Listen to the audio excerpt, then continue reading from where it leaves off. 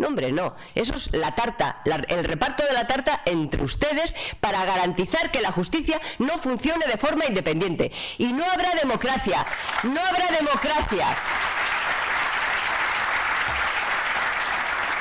No habrá democracia que se le pueda llamar con mayúsculas y no terminaremos con la corrupción mientras la justicia no sea independiente. Es lo básico, lo primero, o sea, es predemocrático, lo primero, pero no, eso no les interesa.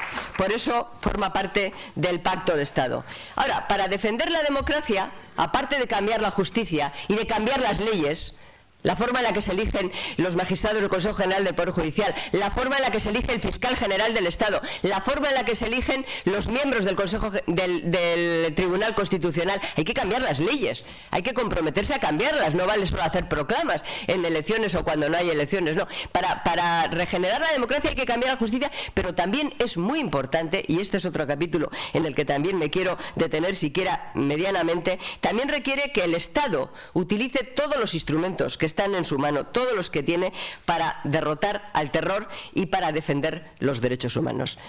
Y, a ver, yo sé que ahora que estamos todos como muy contentos con la política antiterrorista del Gobierno de la Nación, pues esto puede parecer un poco transversal y un poco fuera de tono, ¿no? Porque afortunadamente el Gobierno ha empezado a hacer en esta legislatura lo que hace mucho tiempo algunos le pedíamos y aquello que yo personalmente y mucha gente pedíamos en la legislatura pasada y que daba pie a que nos llamaran pues prácticamente de todo, ¿no? Pero bueno, es verdad que en fin, la política antiterrorista que se está haciendo en este momento por parte del Gobierno de la Nación pues es en muchos sentidos la política que había que haber hecho durante la legislatura pasada, pero el Gobierno no está haciendo todo lo que está en su mano para combatir el terrorismo y para defender los derechos humanos. Nuestro Gobierno mantiene en más de 43 ayuntamientos, en más de 43 municipios de Navarra y del País Vasco, alcaldías en manos de ANV, ilegalizada por formar parte de ETA.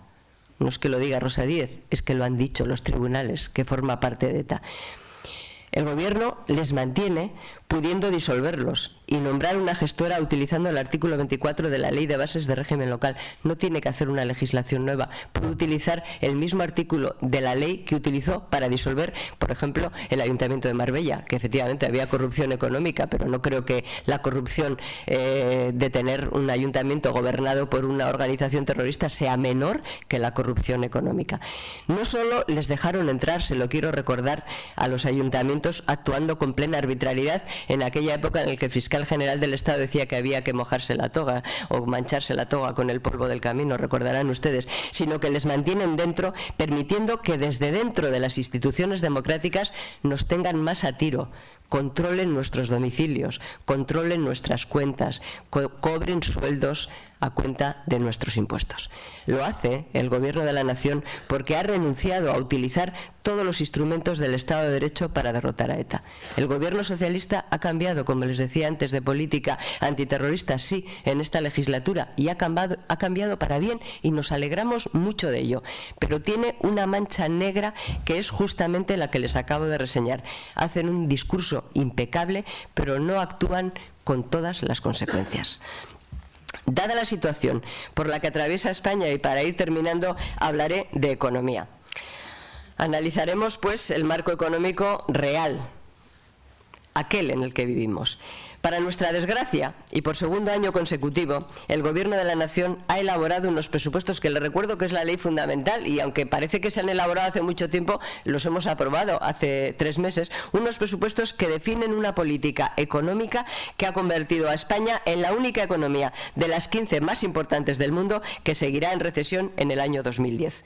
Unos presupuestos que, como luego explicaré, han sido subastados al mejor postor y que finalmente han sido adjudicados a los nacionalistas vascos y a Coalición Canaria. Yo, permítanme que les recuerde, por si ustedes no lo vieron en la televisión, que supongo que no lo verían porque los debates de presupuestos no son, en fin, los más entretenidos que uno puede ver en la televisión, que era patético cuando los estábamos aprobando, que los dos partidos que los apoyaban salían a explicar que eran unos malos presupuestos. Salía Coalición Canaria y el Partido Nacionalista Vasco a explicar que los presupuestos eran malos, y decían esta cosa que se ha convertido en esta anécdota, en fin, atrabiliaria española, y no, pero son buenos para Canarias. Y como si se pudiera ser como si pudiera haber algo que es malo para España y bueno para Canarias, o malo para España y malo para el País Vasco, o malo para España y bueno para las Baleares. Bueno, pues no los defendían ni los que los aprobaban, pero claro, es la ley marco por la que estamos, en fin, haciendo la política que se está haciendo en este momento.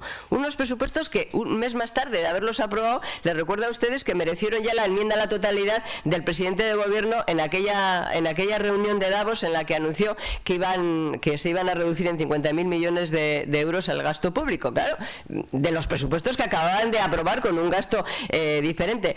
Pero claro, lo más preocupante a nuestro juicio de estas cuentas generales del Estado es que ellas muestran con toda nitidez la fotografía de un Estado residual que avanza en su desmantelamiento y va configurando un modelo de país insostenible desde el punto de vista de la cohesión, la competitividad y la igualdad de todos los españoles. Si fueran unos presupuestos discutibles desde el punto de vista económico, pero nada más, no, es que definen, fotografían lo que tenemos, un Estado residual.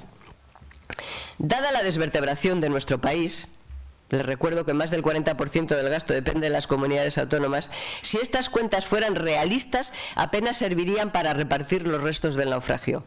Pero ni siquiera nos queda ese consuelo de que los presupuestos sirvan para repartir los restos, porque el barco que se hunde, que se llama España, tiene un capitán que se llama José Luis Rodríguez Zapatero, al que no se le ocurre otra cosa al ver hundirse el barco que pasar la fregona por la cubierta. Y este es el verdadero problema.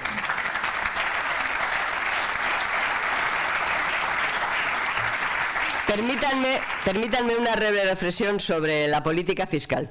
A nuestro juicio, el incremento de los impuestos, tal y como se está planteando de forma desordenada y coyunturalista, resulta regresivo y además resulta inútil desde la perspectiva económica al carecer de una planificación coherente. Y es que el Gobierno no utiliza la política fiscal, que es el único instrumento de política anticíclica que le queda una vez que no tenemos la moneda, y ni siquiera completamente, como un instrumento para intervenir en la economía de manera anticíclica. Incluso presume el Gobierno de tomar medidas coyunturales. Acuérdense cuando anunciaron la subida de los impuestos que nos dijeron que no era permanente, como si algo más que la muerte fuera permanente. Este Gobierno bajó los impuestos durante los años de crecimiento, echando más leña al fuego de la burbuja especulativa. Ahora, en mitad de una grave recesión, se ven forzados a subirlos para pagar los pufos y para tapar las vías de agua que ha abierto una política irresponsable e improvisada. El gasto prematuro en actividades ineficientes, unido al hundimiento de la recaudación, ha desequilibrado gravemente las cuentas públicas, y los errores cometidos por el Gobierno desde el inicio de la crisis son los que les fuerzan ahora a cometer nuevos errores. Además de una subida impositiva claramente regresiva, que es la que nos plantean, porque claro, esa es otra. Nos cuentan lo de la subida del IVA y nos dicen que esto es muy progresista, porque como todo lo titulan inmediatamente con un adjetivo. A ver, la subida del IVA reducido, solo por poner un ejemplo, del 7 al 8% que se aplica a productos de uso común, como la hostelería, las gafas, la carne, el pescado, el transporte. En definitiva, lo que viene a agravar es el consumo de las familias, afectando más a las más pobres, a las que lo consumen prácticamente todo, a las que no tienen ahorros o tienen muy pocos ahorros.